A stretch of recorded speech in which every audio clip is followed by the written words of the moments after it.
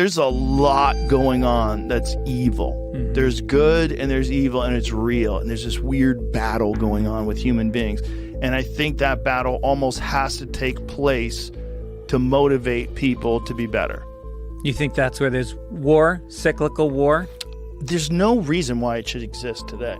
There's no reason why, as educated as we are in history, that we should be willing as a people, as groups of people, to ever invade other places to steal their resources. There's no way we should be doing that. At this point, with the kind of communication that human beings have with each other around the world, there should be a way to reasonably communicate and share goods and ideas and compete and take part in each other's commerce. I sell to you, you sell to me, everybody gets along. Mm-hmm. This should be totally doable in 2024. The fact that it's not and that no one thinks it's ever going to be is what's terrifying about being a person. Because that's the thing that keeps you up at night. The thing, like, if one of these fucking assholes, one of these greedy cocksuckers that's under the boot of the military-industrial complex decides to push it a little too far, and someone decides to shoot a nuke off, mm-hmm. and then we're in this new thing where cities could just disappear. Mm-hmm. You know, it's not just a September 11th where 2 buildings disappeared and a bunch of people died and it's a horrible tragedy. No, the whole city gone. Mm-hmm. Boom. One city down. Now, shut the fuck up or we'll bomb all your cities. You know, it's going to wipe out who knows how many different species. I mean, it's going to kill everything. And even the people that are left over, what are you left with? Whatever 2 billion people that still survive, where and what? We can see not only is nuclear winter what was thought in the 80s, it's actually much worse. So whereby originally they thought there would be a year of ice sheets across large bodies of water from Iowa to Ukraine, across the mid-latitudes of the globe. Now that could be up to 7 or 10 years. So think about that much frozen land for that long. You have the death of agriculture. You have like you are talking about, you have the complete disruption of the ability for people to grow food and eat food. I take you through what this is like in detail because it's so bizarre to think about that you have a man-made problem, nuclear weapons, and yet people are not paying attention to the fact that whatever is created by man essentially would theoretically have a man-made solution. So you can see quickly how this thing is spiraling so out of control and increasing these tensions between our two countries, not being done in a way that to me is strategic, providing us with the certainty of that path forward to reach a specific objective of correcting this trade imbalance, which is how this whole thing began. Why do you think he's doing that? Why would he make a tweet like that? It's hard to explain because it doesn't make sense. It doesn't actually serve us and our interests of our economic interests of meeting that objective. I don't know if he thinks this is part of his masterful, negotiation skills, but it's got a very dangerous effect. And the fact that we have nuclear strategists in this country who remind us that we are at a greater risk of nuclear war now than ever before, it's because of these kinds of things that are increasing tensions between the United States and China, other things that are increasing the tensions between the United States and Russia, a country where we still have nuclear missiles pointed at each other that can be set off at a moment's notice, literally leaving us as people with just minutes before a nuclear holocaust, a nuclear disaster, nuclear war. Although the results of a nuclear war would be very much like an asteroid striking the United States, or the world, anywhere, there's a solution to nuclear war. There's a solution called disarmament. We have a total of 12,200 and some odd nuclear weapons. And is the concern that if we did that, other countries would not do that and we would be defenseless? Yeah. Absolutely. But, things happen in sort of inches and feet. They don't have to happen overnight. Once upon a time, there were 70,000 nuclear warheads in 1986. Oh, so we're making progress. We were making progress until this past year. And these treaties are all, at risk, and people are just very busy seeing everybody else as the enemy. This past year specifically because of what?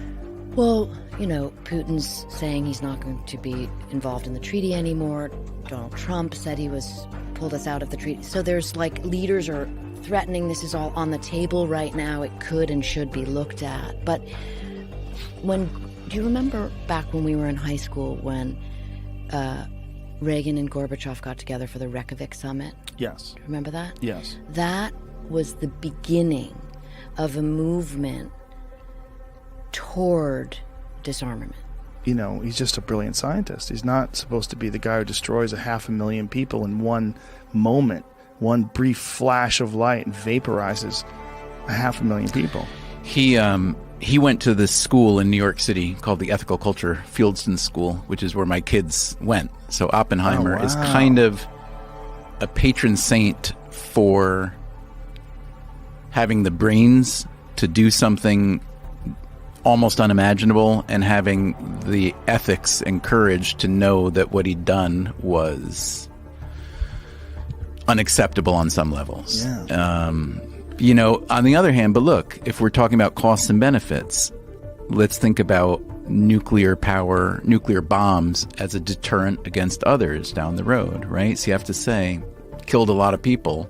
How many lives did it save? Impossible to say. You sound like a Republican, sir. I know, but I mean, That's the argument, right? Then you also have to talk about, then let's also talk about nuclear power, which was the byproduct of this, right? And there are those who could argue, and I would probably aid this argument to say that if the U.S.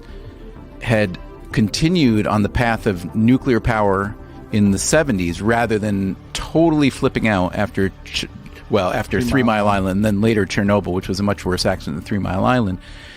If that had continued, what we'd have now is probably much cleaner, cheaper, safer nuclear fuel. Wait a minute, 70,000 nuclear weapons is just an accident waiting to happen.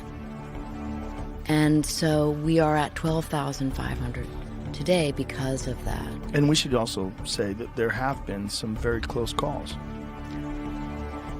The Secretary General said last year or something, we are one misunderstanding, one miscommunication away from nuclear annihilation. He's not kidding. There was this one incident where the Soviet Union thought that we were attacking them, and there was one guy who resisted launching a counterstrike. And that one guy prevented nuclear annihilation. One guy said, I think this is an error. This doesn't make sense. I'm not doing this. And that one guy saved us. I don't remember what the incident was. What do you remember? Yeah. What was the exact issue? So his name was Petrov, and it was in 1983. So what's even more remarkable about him is this was at a time of, absolute animosity, enmity between the two nations. It was a really precarious time in the world. And Petrov was in a early warning radar system, outside of Moscow, that reads data of possible incoming nuclear missiles. And he saw what the radar screen, the radar scope was reading as 5 ICBMs coming from Wyoming. 5. He knew that we would send 1,000 missiles if we were going to launch. And so he questioned the data, which is just so remarkable in its own conception when you think about that. He questioned it, and he didn't send it up the chain of command as a missile attack. If our ideas that we've been discussing are incorrect, if our assumptions were incorrect, it's a value judgment against us. Right. I think the nuclear thing is interesting because I think one of the problems with what happened was the shitty design of Fukushima, where they can't shut it off. It's freaked people out, rightly so. And it's built in a bad spot. It's plainly. a terrible spot. Yeah. And the backup plans sucked. Everything's wrong. And now they have this nuclear hotspot that it's going to be like that for 100,000 years. Right. There's a better way, and they never had a chance to find that better way because they've had a better way for everything else. And the later runs, the ones that they're operational now, are far better than the Fukushima one. And they could have gotten way, way, way, way, way better. And it's one of those things that doesn't seem like it make sense. Like, wait a minute, nuclear's clean? Right. It's fucking really clean.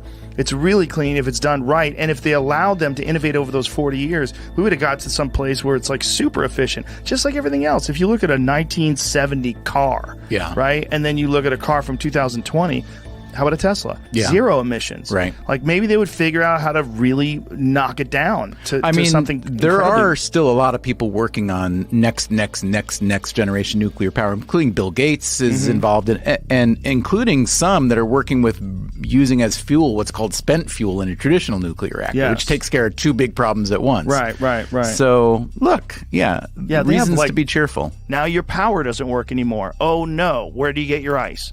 Well, you better go back to the old ways and get a fucking ice pit because you don't have electricity anymore. That's not hard to do. Like, someone could take out our electrical grid pretty fucking easy. And these assholes that are in charge of the world in all countries that are still playing this fucking game of maybe we'll kill you all. Yeah, it's like a big game of chicken, and there's no, like, when we were kids, I don't know if this happened in your school, but like, we had drills. We had nuclear war drills. And like, it was a day-to-day existential worry that people didn't sleep because of nukes. Those same fucking nukes are tenfold today in terms of the arsenals. And way more people have them. Way more countries have them. And there's way more, when you look at what's going on in the Middle East, like, that is a fucking, that is going to explode at some point, and it's going to happen fast because there's all these alliances where if one country does it, 8 others are going to do it the same day. Peter Thiel was talking about that it's the ultimate dilemma when it comes to nuclear power, because nuclear power is more efficient than other power, and it's actually greener. It's probably safer for the environment, especially with the kind of nuclear reactors they're capable of building and designing today. But they didn't realize that if you give someone nuclear power, it's really easy to turn that into nuclear weapons. They thought it was a lot harder than it was, and they did it for India. And he was saying then they realized, like, India got the nuclear weapon. And it's like, oh. Okay, so now we can't just give everybody nuclear power, because then you have everybody has nuclear weapons. And what if it's some fucking warlord who's on amphetamines in the middle of the Congo and he decides he's going to nuke his neighbor? Yeah. You know, people can get crazy. We have a system in space, a satellite system called SBIRS, Space-Based Infrared Satellite System. It's like the Paul Revere of the 21st century. It is parked over our enemies that have nuclear weapons, and it can see and detect a nuclear launch of an ICBM in a fraction of a second, Joe. Confirmed fact. That's why nuclear war begins and ends in 72 minutes, because the SBIRS satellite system sees the launch, and then the U.S. Nuclear Command and Control goes begins. And by the way, an ICBM cannot be redirected and it cannot be recalled. What about these hypersonic weapons that can adjust their trajectory? They can move to different places. Like, they look like it's going to Arizona and it goes to Chicago. So ballistic missiles are hypersonic. So a little bit of a misnomer there. And also a hypersonic missile, let's just say it went from Russia to the United States, it might take an hour. A ballistic missile launched from a launch pad outside Moscow takes 26 minutes and 40 seconds to get to Washington, D.C. That number's not going to change. That's gravity, that's physics. That's what it was in 1958, 59, and that's what it is today. But isn't the new technology that it can alter its course? Yes, but so if you go with that logic and you say, well, it can move around, so it would be harder to shoot down. Right. As I explain in the book, and again, as was relayed to me by defense officials, we can't shoot down ballistic missiles, long-range ballistic missiles, with any kind of certainty or accuracy. It's not like the Iron Dome or anything like that. The Iron Dome is almost like terrible for nuclear war, for people to understand how dangerous nuclear war is, because the Iron Dome can shoot down short-range missiles and mid-range missiles. So even the U.S. Aegis systems out on the sea, the Navy systems, shot down some of those Iranian drones. North Korea, man. Once North Korea has it, it's a fucking... They have it. Do they? Yes, North Korea has nukes. No shit. Yes. Yeah, they don't nukes. have the long-range delivery systems They yet. say they do now. Yeah. Who knows? But there was a famous nuclear bomb that went off that they kind of denied in North Korea a while back. What was that? They think it might have been an accident. It's hard to tell, because North Korea is pretty tight with their propaganda. But I remember there was some nuclear detonation was detected in the mountains, and they were trying to figure out if it was on purpose or if it was a underground thing, because they do underground nukes too, which is crazy. Yeah. Just may trigger an earthquake, but let's find out. Yeah. Let's just detonate a nuke a mile under the surface of the earth. Fucking psychopaths. Well, we did it in Oklahoma in I guess it was like maybe the 50s or 60s. Yeah. And they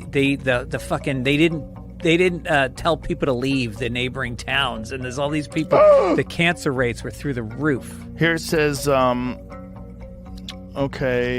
comprehensive test ban treaty has been detected seismic activity in more than 24 stations around the world, confirming that man-made explosions have occurred near North Korea's nuclear testing sites. For example, in 2016, the CTBTO detected a 4.85 magnitude seismic event, which North Korea claimed was a hydrogen bomb test. They are not saying, okay, well, because we're doing this, we're going to invest not just trillions, but hundreds or thousands of trillions of dollars to make sure that every single American in this country has a nuclear bunker within 10 minutes of their home or their place of work or their school. Because that's how much time we'd have. That's what we would need in order to deal with the consequences of the decisions that they're making and the failed leadership that they're providing. And so this is an issue that I'm raising awareness about because of what's at risk. I mean, this is the greatest threat that we face. And it requires strong leadership to walk us away from this brink of nuclear war, to be able to work with other countries based on cooperation rather than conflict, de-escalate these tensions, work out our differences, and walk us back from the brink. Stop this nuclear arms race that's making us and the world less safe. I think part of the reason why nuclear war is not spoken about in the general public is because it's set up to be intimidating. You'll hear a lot of defense people and analysts using very esoteric language, and it kind of excludes the average Joe or Annie. So I ask really basic questions like, how does a ballistic missile work? And it's very simple. That 26 minutes and 40 seconds I told you about. So there's 3 phases of a ballistic missile. It launches, it has boost phase. First 5 minutes, imagine a rocket. You've seen launches. That fire coming out the bottom. That boosts the rocket for 5 minutes. That's when it's detectable from space. Then it enters mid-course phase, which is going to be 20 minutes, arcing across the globe to its target. That is the only place where the interceptor missile can get it, if it can. And it's 500 miles up. And it's traveling at something like Mach 23, 14,000 miles an hour. Okay, so that's 20 minutes. And then the last phase is called terminal phase, appropriately so, 100 seconds, when the nuclear warhead re-enters the atmosphere, boom, explodes over its target. The interceptor system is designed to take out the missile in mid-course phase. So we have 44 interceptors. Remember I told you we have 1,700, let's say, nuclear missiles on ready for launch status. Russia has about the same. We have 44 interceptor missiles. How are 44 interceptor missiles going to go up against more than 1,000 Russian nuclear weapons coming at us? Never mind the fact that each interceptor has a 50% shoot-down rate. And that's by the Missile Defense Agency spokesperson. So there's this perception that we have a system like the Iron Dome that could take out these incoming missiles, and we simply don't. If you threaten a country's economy and their economic security, where does that logically lead? You threaten their ability to provide for their people. You threaten their ability to provide that stable environment, which China, so much of what they do is just like, hey, they look for that stability. What other recourse is there other than the threat of military force? And in this case, when you're dealing with two nuclear-armed countries, this is what's at risk. And it's something, it's hard for a lot of people to conceive of, like, okay, my gosh, nuclear war? Really? I mean, this is something that, back during the Cold War with the kids going under their desk, these drills and okay, where do you go find a bunker? But this is something that's a reality that we're facing today. And it's something that, we in Hawaii in January of last year went through with that missile alert. Yeah, that was that crazy. It was terrifying. A fake missile alert, nuclear weapons on its way. Right. Missile inbound towards Hawaii. Seek immediate shelter. This is not a drill. That was the message that was blasted out to over 1 million phones all across our state, on the radio, scrolling across the television, and people immediately like, seek immediate shelter. Okay, where do I go? Where do I take my kids? Where do I take my family? They had college kids sprinting across campus at the University of Hawaii trying to find shelter. It says seek immediate shelter. But the sick insanity of all of this is that there is no shelter. In a story that reads more like fiction than real life, nuclear scientists discovered that there was a difference in the amount of uranium they were processing. It was the kind of joke that should never be pulled. And here is how it went. In June 1972, nuclear scientists at a uranium enrichment plant in Pierre-Latte, southeast France, noticed a strange deficit in the amount of uranium-235 they were processing. This was a severe problem in a uranium enrichment plant, where every gram of fissionable material had to be carefully accounted for. The problem was in the ratio of uranium isotopes in their samples. Natural uranium contains 3 isotopes, always in the same ratios. Uranium-238, 99.92744%, uranium-235, 0.7202%, and uranium-234, 0.044%. The problem was with the uranium-235, of which there was only 0.600%. Further analyses showed that ore from at least one part of the mine was far short on uranium-235. It was calculated that some 200 kilograms appeared to be missing, enough to make half a dozen or so nuclear bombs. An investigation was immediately carried out to trace the problem and account for the deficit. Physicists soon traced the anomaly to the supply of uranium ore from Gabon in West Africa. The supply contained far less uranium-235 than the ore from anywhere else on the planet, a problem that caused some serious worry among nuclear scientists. Thus, France's top nuclear scientists began an investigation, and in the process, made one of the most remarkable discoveries in recent history. This kind of depleted uranium is only found inside nuclear reactors, which burn uranium-235. The discovery set off a hunt for a reactor that could have produced this stuff.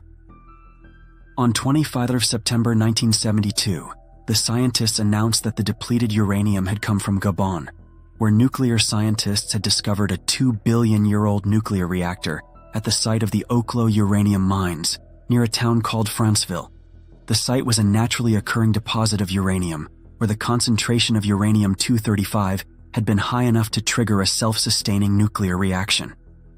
Since its discovery, the Oklo reactor has been a significant driver of important research in nuclear physics. In particular, physicists have used it to study how buried nuclear waste might spread through the environment. And since the reactor began operating some 2 billion years ago, they have also used it to examine how the universe's fundamental constants may have changed during that time. But the first puzzle that physicists had to deal with in 1972 was how a naturally occurring reactor could work at all. It is well known among nuclear scientists that reactors do not work with natural uranium because the level of uranium-235 is too low at only 0.72%. Instead, the uranium-235 has to be enriched so that it is about 3.5% of the total. So how did so much end up at Oklo? The answer to this puzzle is that uranium-235 has a shorter half-life than other uranium isotopes, and so it would have been present in much higher quantities in the Earth's distant past. When the solar system was created, for example, about 17% of uranium would have been the 235 isotope. that percentage has fallen steadily since then. When the ore in Gabon was laid down some 2 billion years ago, the concentration of uranium-235 would have been about 4%, more than enough for a self-sustaining nuclear reaction. The idea is that when a neutron hits an atom of uranium-235, the atom splits, producing 2 smaller nuclei and several neutrons. These neutrons go on to split other atoms in an ongoing chain reaction. However, the liberated neutrons are high-energy particles that tend to fly away rapidly. So nuclear reactors usually contain a moderating material that slows down the neutrons so that they can interact with other uranium atoms. It turns out that water is a reasonable neutron moderator. So, an essential component of this natural reactor was the presence of water seeping through the uranium ore, and this had an interesting impact on the way the reactors operated. Nuclear scientists believe that the Oklo reactors operated in pulses. As water flowed into the rock, it moderated the neutrons, allowing a chain reaction to occur. But this increased the temperature of the rock, boiling the water into steam, which escaped. When all this happened, the neutrons could no longer interact with and split uranium nuclei, and the chain reaction stopped. The rock then cooled, allowing water to flow back in, so the Oklo reactors operated in pulses. Today, nuclear scientists have calculated that the chain reaction probably lasted 30 minutes and then switched off for about 2.5 hours, a pulsing process that continued for about 300,000 years. While they were on, the reactors were powerful devices. Scientists estimate that the reactors likely operated under conditions similar to present-day pressurized water reactor systems, with pressures of about 150 atmospheres and temperatures of about 300 degrees Celsius. After the initial observation by scientists, specialists at the French Atomic Energy Commission remained perplexed for weeks. The answer only came when someone recalled a prediction published 19 years earlier. In 1953, George W. Wetherill of the University of California at Los Angeles and Mark G. Ingram of the University of Chicago pointed out that some uranium deposits might have once operated as natural versions of the nuclear fission reactors that were then becoming popular. Shortly after that, Paul K. Kuroda, a chemist from the University of Arkansas, calculated what it would take for a uranium ore body to undergo self-sustained fission spontaneously. In this process, a stray neutron causes a uranium-235 nucleus to split, which gives off more neutrons, causing others of these atoms to break apart in a nuclear chain reaction. Kuroda's first condition was that the size of the uranium deposit should exceed the average length that fission-inducing neutrons travel, about 2/3 of a meter. This requirement helps to ensure that the neutrons given off by one fissioning nucleus are absorbed by another before escaping from the uranium vein. A second prerequisite is that uranium-235 must be present in sufficient quantity. Today, even the most massive and concentrated uranium deposit cannot become a nuclear reactor because, at less than 1%, the uranium-235 concentration is just too low. But this isotope is radioactive and decays about 6 times faster than uranium-238, which indicates that the fissile fraction was much higher in the distant past. The third important ingredient is a neutron moderator, a substance that can slow the neutrons given off when a uranium nucleus splits, so that the neurons are more apt to induce other uranium nuclei to break apart. Finally, there should be no significant amounts of boron, lithium, or other so-called poisons that absorb neutrons and would thus bring any nuclear reaction to a swift halt. Amazingly, the actual conditions that prevailed 2 billion years ago in what researchers eventually determined to be 16 separate areas within the Oklo and adjacent Okolobando uranium mines were very close to what Kuroda outlined. Physicists confirmed the basic idea that natural fission reactions were responsible for the depletion of uranium-235 at Oklo quite soon after the anomalous uranium was discovered. Indisputable proof came from an examination of the new, lighter elements created when a heavy nucleus is broken in two. The quantity of these fission products proved so high that no other conclusion could be drawn. A nuclear chain reaction, very much like the one that Enrico Fermi and his colleagues famously demonstrated in 1942, had certainly taken place, all on its own, and some 2 billion years before. Shortly after this astonishing discovery, physicists from around the world studied the evidence for these natural nuclear reactors. They came together to share their work on the Oklo phenomenon at a special 1975 conference held in Libreville, the capital of Gabon. The following year, George A. Cowan, who represented the U.S. at that conference, and who, incidentally, is one of the founders of the renowned Santa Fe Institute, wrote an article for Scientific American. In the article, he explained what scientists had surmised about the operation of these ancient reactors.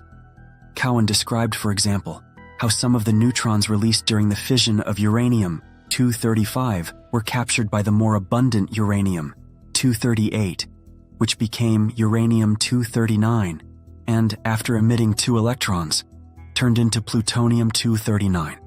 More than 2 tons of this plutonium isotope were generated within the Oklo deposit. Although almost all this material, which has a 24,000-year half-life, has since disappeared, primarily through natural radioactive decay, some of the plutonium itself underwent fission, as attested by the presence of its characteristic fission products. The abundance of those lighter elements allowed scientists to deduce that fission reactions must have gone on for hundreds of thousands of years. For many scientists, it is astonishing that more than a dozen natural reactors spontaneously sprang into existence and managed to maintain a modest power output for perhaps a few hundred millennia. But beyond the initial surprise, some questions began to float almost immediately. Why is it that these parts of the deposit did not explode and destroy themselves right after nuclear chain reactions began? What mechanism provided the necessary self-regulation, and did these reactors run steadily or in fits and starts? The solutions to these puzzles emerged slowly after the initial discovery of the Oklo phenomenon. Indeed, the last question about the pace of the reactors lingered for more than 3 decades before some scientists at Washington University in St. Louis began to address it by examining a piece of the ore. Their work on one of the Oklo reactors centered on an analysis of xenon, a heavy inert gas that can remain imprisoned within minerals for billions of years. Xenon possesses 9 stable isotopes produced in various proportions by different nuclear processes. Being a noble gas, it resists chemical bonding with other elements and is thus easy to purify for isotopic analysis. Xenon is extremely rare, which allows scientists to use it to detect and trace nuclear reactions, even those that occurred in primitive meteorites before the solar system came into existence. To analyze the isotopic composition of xenon requires a mass spectrometer, an instrument that can separate atoms according to their atomic weight. However, to glean greater information about the genesis and retention of this gas, the scientists adopted a more delicate approach called laser extraction, which releases xenon selectively from a single mineral grain, leaving adjacent areas intact. This technique was then applied to many tiny spots on the one available fragment of Oklo rock, which was only 1 millimeter thick and 4 millimeters across. After each extraction, they purified the resulting gas and passed the xenon into Hohenberg's mass spectrometer, which indicated the number of atoms of each isotope present. The first surprise was the location of the xenon. Contrary to their expectations, it was not found to a significant extent in the uranium-rich mineral grains. Rather, the lion's share was trapped in aluminum phosphate minerals, which contain no uranium at all.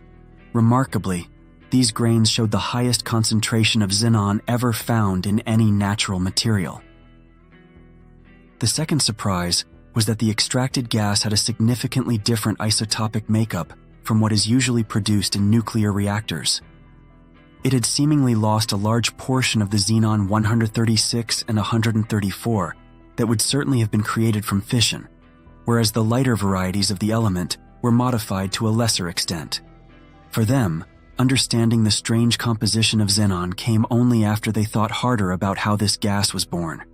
None of the xenon isotopes they measured were the direct result of uranium fission, Rather, they were the products of the decay of radioactive isotopes of iodine, which in turn were formed from radioactive tellurium and so forth, according to a well-known sequence of nuclear reactions that gives rise to stable xenon. The key insight was the realization that different xenon isotopes in their Oklo sample were created at different times, following a schedule that depended on the half-lives of their iodine parents and tellurium grandparents.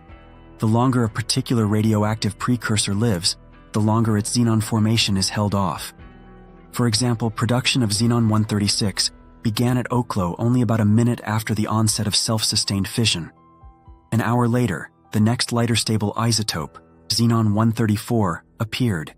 Then, some days after the start of fission, xenon-132 and 131 came on the scene. Finally, after millions of years, and well after the nuclear chain reactions terminated, xenon-129 formed. According to the scientists, it is not entirely obvious what forces kept this xenon inside the aluminum phosphate minerals for almost half the planet's lifetime. The question was, why was the xenon generated during a given operational pulse not driven off during the next one? Presumably, it became imprisoned in the cage-like structure of the aluminum phosphate minerals, which were able to hold on to the xenon gas created within them, even at high temperatures. The details remain fuzzy, but whatever the final answers are, one thing is clear. The capacity of aluminum phosphate for capturing xenon is truly amazing. According to a report released on the subject, we had worked out in a general way how the observed set of xenon isotopes was created inside the aluminum phosphate grains. We attempted to model the process mathematically. This exercise revealed much about the timing of reactor operation, with all xenon isotopes providing pretty much the same answer. This pattern of on and off is similar to what we see in some geysers, which slowly heat up, boil off their supply of groundwater in a spectacular display, refill, and repeat the cycle, day in and day out, year after year. This similarity supports the notion that the groundwater passing through the Oklo deposit was a neutron moderator, and that its boiling away at times accounted for the self-regulation that protected these natural reactors from destruction. In this regard, it was extremely effective, not allowing a single meltdown or explosion for hundreds of thousands of years. Later, French nuclear scientists carried out a detailed survey of the Oklo site, discovering not just one reactor zone, but up to 17 of them over several tens of square kilometers. Some of these were close to the surface and had been influenced by weathering processes, while others were at depths of up to 400 meters and were more or less pristine. In addition to the depleted uranium-235, these zones contained numerous fission fragments, such as isotopes of zirconium, yttrium, neodymium, and cerium. The unusual ratios of these isotopes were a vital indicator of what had gone on there almost 2 billion years earlier. The presence of these fission byproducts immediately piqued the interest of nuclear scientists, particularly in the US. One of the biggest challenges facing the nuclear industry is to find a way to deal with the highly radioactive waste that reactors produce. One idea is to bury it, but that raises the question of what would happen to this waste over the millions of years, during which it remains toxic. The Oklo reactors were a natural test of this question, so US scientists in particular began a program to measure the way in which different fission products migrated away from the reactor zones. According to a scientist, one of the most important and surprising early findings was that uranium and most of the rare earth elements did not experience significant mobilization in the past 2 billion years. Because the wastes were contained successfully in Oklo, it appears not unrealistic to hope that long-term disposal in specially selected and engineered geological repositories can be successful. This evidence has since become one of the main arguments in favor of nuclear waste repositories, such as the one planned at Yucca Mountain in Nevada. Oklo has also become the focus of physicists studying the possibility that the universe's fundamental constants may have changed over time. The reason that Oklo may be able to help is that it stopped operating over 1.5 billion years ago. So, the nuclear processes that occurred at that time must have been governed by the fundamental constants as they were then. In particular, physicists are interested in the fine structure constant, which determines the strength of the electromagnetic interaction. This, in turn, determines the way neutrons are absorbed in chain reactions, and consequently, the yields of different fission products. The focus of most research has been on the amount of samarium-149 produced by these natural reactors. The data places bounds on how much the constant may have changed in the past. The consensus is that the data is consistent with the fine structure constant being actually constant, although it doesn't rule out tiny changes. No other natural reactors have been discovered anywhere on Earth, making Oklo unique, at least for the moment.